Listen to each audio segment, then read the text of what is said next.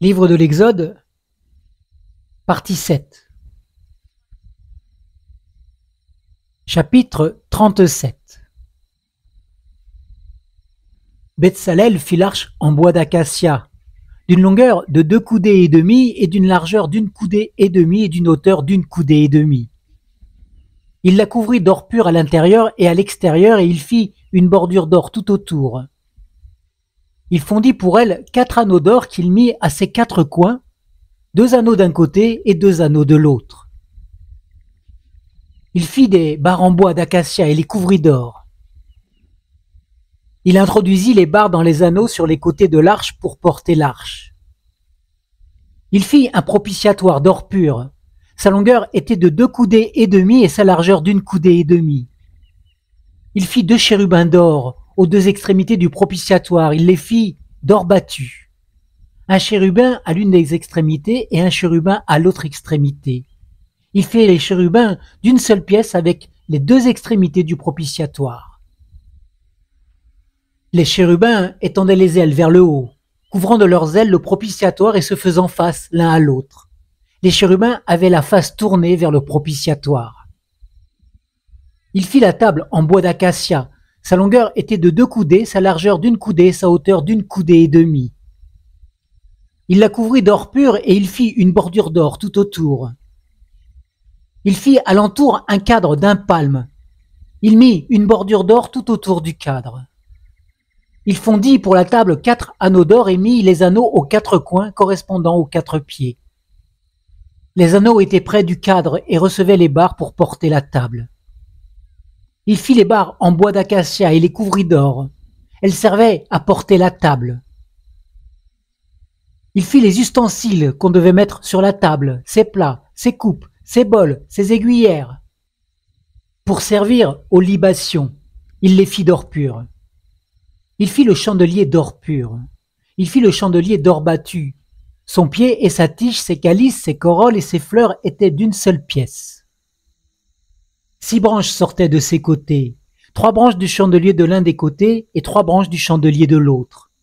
Il y avait sur une branche 3 calices en forme d'amande avec corolles et fleurs, et sur une autre branche 3 calices en forme d'amande avec corolles et fleurs. Il en était de même pour les 6 branches sortant du chandelier. À la tige du chandelier, il y avait 4 calices en forme d'amande avec leurs corolles et leurs fleurs. Il y avait une corolle sous 2 des branches sortant du chandelier, une corolle sous 2 des branches et une corolle sous 2 autres branches. Il en était de même pour les 6 branches sortant du chandelier. Les corolles et les branches du chandelier étaient d'une seule pièce. Il était tout entier d'or battu, d'or pur. Il fit 7 lampes, ses mouchettes et ses cendriers d'or pur. Il employa 1 talent d'or pur pour faire le chandelier avec tous ses ustensiles. Il fit l'autel des parfums en bois d'acacia. Sa longueur était d'1 coudée et sa largeur d'1 coudée. Il était carré et sa hauteur était de 2 coudées. Ses cornes formaient avec lui une seule pièce. Il le couvrit d'or pur. Son plateau, ses parois tout autour et ses cornes. Il y fit une bordure d'or tout autour. Il fit au-dessous de la bordure 2 anneaux d'or aux 2 côtés. Il en fit de part et d'autre pour recevoir les barres qui servaient à le porter. Il fit des barres de bois d'acacia et les couvrit d'or. Il fit l'huile pour l'onction sainte et le parfum aromatique, pur, composé selon l'art du parfumeur. Chapitre 38. Il fit l'autel des holocaustes en bois d'acacia, d'une longueur de 5 coudées et d'une largeur de 5 coudées. Il était carré, et sa hauteur était de 3 coudées.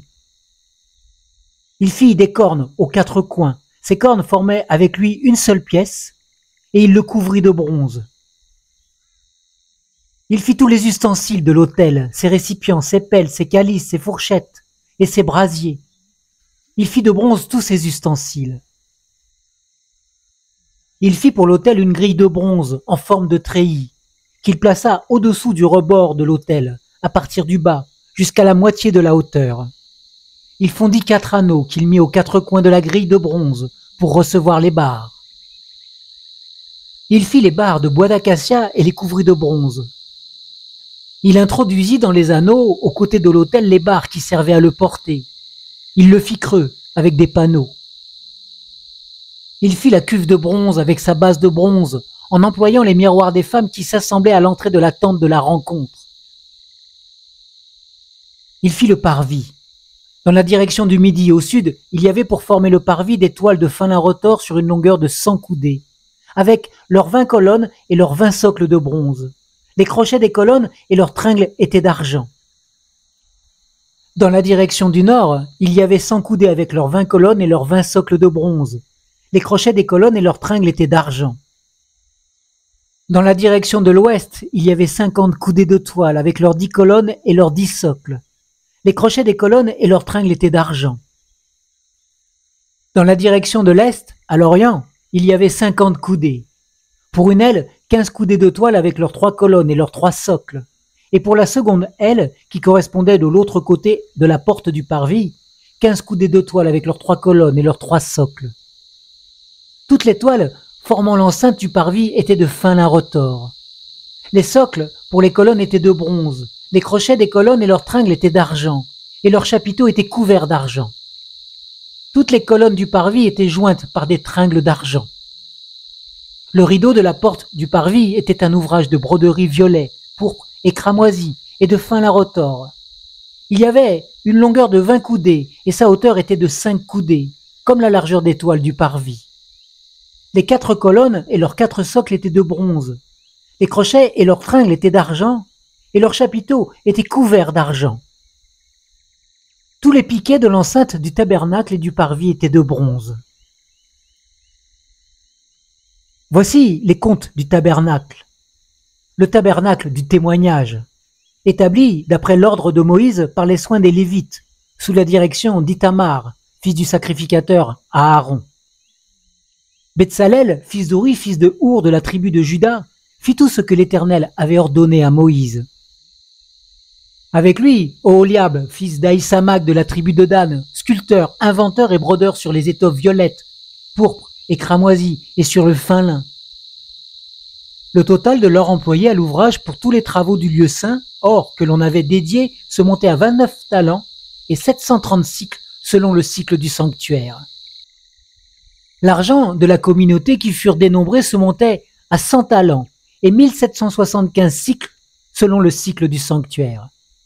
C'était un béka par tête, la moitié d'un cycle, selon le cycle du sanctuaire, pour chaque homme compris dans le dénombrement depuis l'âge de 20 ans et au-dessus, soit 603 550 000 hommes.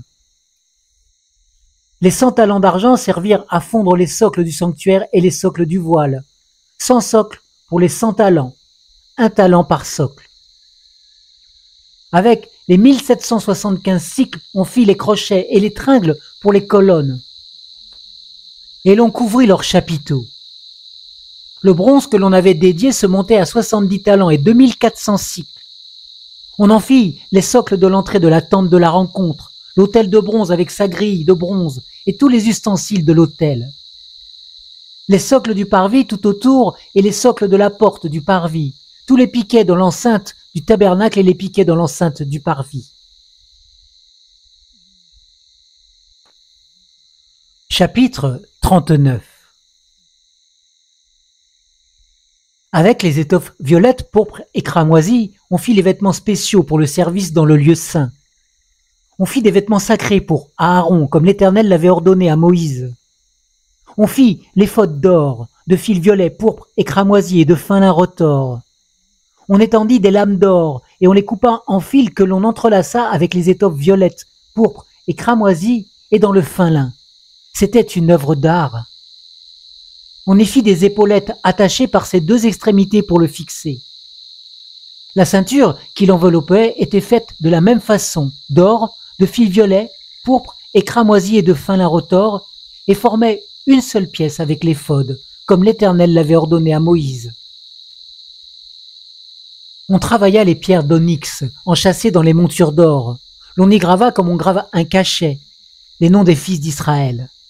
On les mit sur les épaulettes de l'éphod comme pierre de souvenir des fils d'Israël, comme l'Éternel l'avait ordonné à Moïse. On fit le pectoral, c'était une œuvre d'art, du même travail que l'éphod d'or, de fil violet, pourpre et cramoisi et de fin lin retors. Il était carré, on fit le pectoral double. Sa longueur était d'un empan et sa largeur d'un empan, il était double. On y sertit 4 rangées de pierres. Première rangée, une sardoise, une topaze, une émeraude. Seconde rangée, une escarboucle, un saphir, un diamant. Troisième rangée, une opale, une agate, une améthyste. Quatrième rangée, une chrysolite, un onyx, un jaspe. Ces pierres étaient enchâssées dans leur monture d'or. Les pierres étaient au nom des fils d'Israël. Il y en avait 12 d'après leur nom. Elles étaient gravées comme des cachets, chacune avec le nom de l'une des 12 tribus. Sur le pectoral, on fit des chaînettes d'or pur tressées en forme de cordes. On fit 2 montures d'or et 2 anneaux d'or et l'on mit les 2 anneaux aux 2 extrémités du pectoral. On passa les 2 cordes d'or dans les 2 anneaux aux 2 extrémités du pectoral. On passa les 2 autres extrémités des 2 cordes aux 2 montures placées sur les épaulettes de l'éphod par devant. On fit encore 2 anneaux d'or que l'on plaça aux 2 extrémités du pectoral, sur le bord intérieur appliqué contre l'éphod. On fit 2 autres anneaux d'or que l'on mit au bas des 2 épaulettes de l'éphod, par devant, près de la jointure, au-dessus de la ceinture de l'éphod. On fixa le pectoral par ces anneaux aux anneaux de l'éphod avec un cordon violet, afin que le pectoral soit sur la ceinture de l'éphod et qu'il ne puisse pas se séparer de l'éphod. C'était comme l'Éternel l'avait ordonné à Moïse. On fit la robe de l'éphod, tissée entièrement d'étoffe violette. L'ouverture de la robe était au milieu, comme l'ouverture d'un vêtement de cuir tressé. Il y avait un ourlet tout autour afin que la robe ne se déchire pas. On fit sur les pans de la robe des grenades violettes, pourpres et cramoisies, en fil retors. On fit des clochettes d'or pur. On mit les clochettes entre les grenades, et sur tout le tour des pans de la robe, entre les grenades. Une clochette et une grenade, une clochette et une grenade, sur tout le tour des pans de la robe, pour le service, comme l'Éternel l'avait ordonné à Moïse. On fit des tuniques de fin lin en ouvrage tissé, pour Aaron et pour ses fils. Le turban de fin lin et les tiares marquant leur dignité, de fin lin, les caleçons de fin lin retors, l'écharpe de fin lin retors, brodée, violette, pourpre et cramoisie, comme l'Éternel l'avait ordonné à Moïse. On fit d'or pur la lame, diadème sacré, et l'on y écrivit comme on grave un cachet. Sainteté à l'Éternel. On y mit un cordon violet pour le placer sur le turban, en haut, comme l'Éternel l'avait ordonné à Moïse. Ainsi fut achevé tout le travail pour le tabernacle, la tente de la rencontre. Les Israélites firent tout ce que l'Éternel avait ordonné à Moïse. Ils firent ainsi.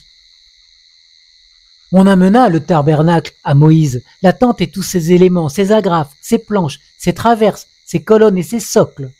La couverture de peau de bélier teinte en rouge, la couverture de peau de dauphin et le voile qui sert de rideau, l'arche du témoignage et ses barres ainsi que le propitiatoire.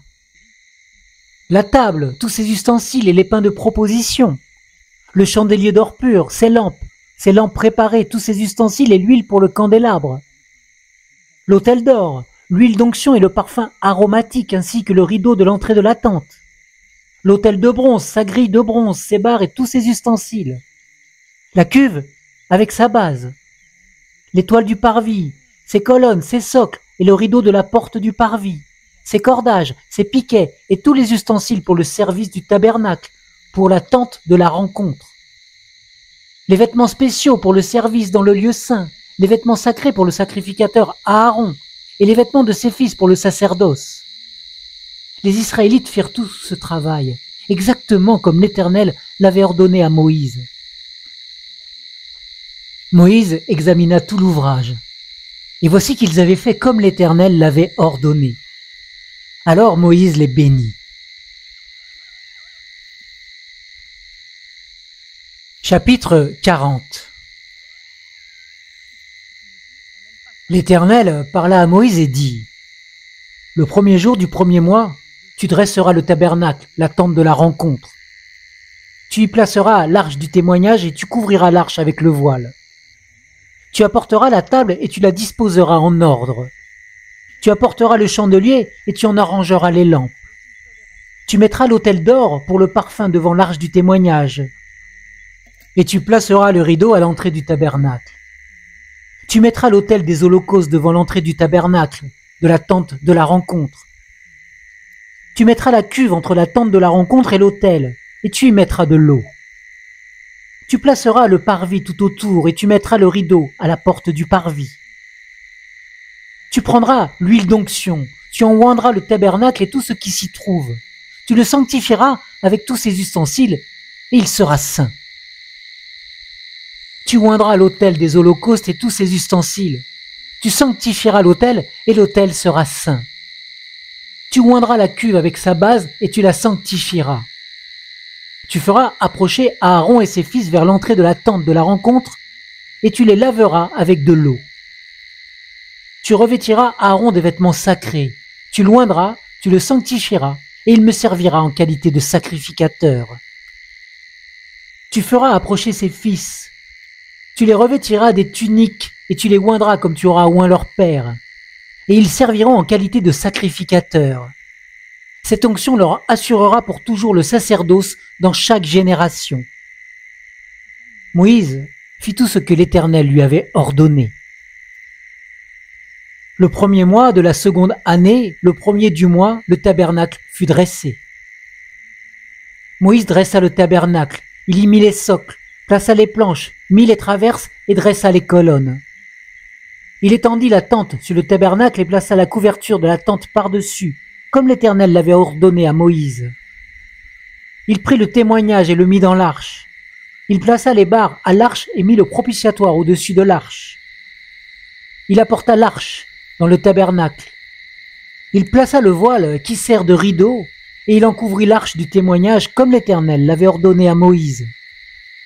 Il mit la table dans la tente de la rencontre, au côté nord du tabernacle, en dehors du voile. Il y disposa en ordre les pains devant l'Éternel, comme l'Éternel l'avait ordonné à Moïse. Il plaça le chandelier dans la tente de la rencontre, en face de la table, au côté sud du tabernacle. Il y arrangea les lampes devant l'Éternel, comme l'Éternel l'avait ordonné à Moïse. Il plaça à l'autel d'or de la tente de la rencontre, devant le voile. Et il y fit brûler le parfum aromatique, comme l'Éternel l'avait ordonné à Moïse. Il plaça le rideau à l'entrée du tabernacle. Il plaça l'autel des holocaustes à l'entrée du tabernacle de la tente de la rencontre, et il offrit l'holocauste et l'offrande comme l'Éternel l'avait ordonné à Moïse. Il plaça la cuve entre la tente de la rencontre et l'autel et il y mit de l'eau pour les ablutions. Moïse, Aaron et ses fils s'y lavèrent les mains et les pieds. Lorsqu'ils entraient dans la tente et qu'ils s'approchaient de l'autel, ils se lavaient, comme l'Éternel l'avait ordonné à Moïse. Il dressa le parvis autour du tabernacle et de l'autel et mit le rideau à la porte du parvis.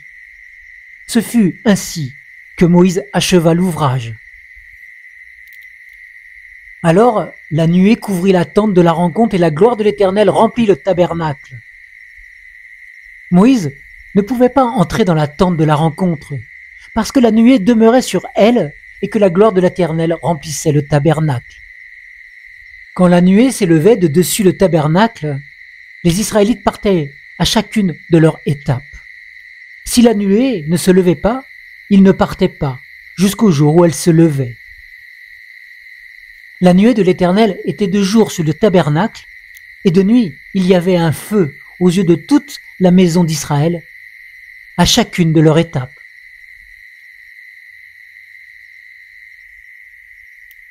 Fin du livre de l'Exode.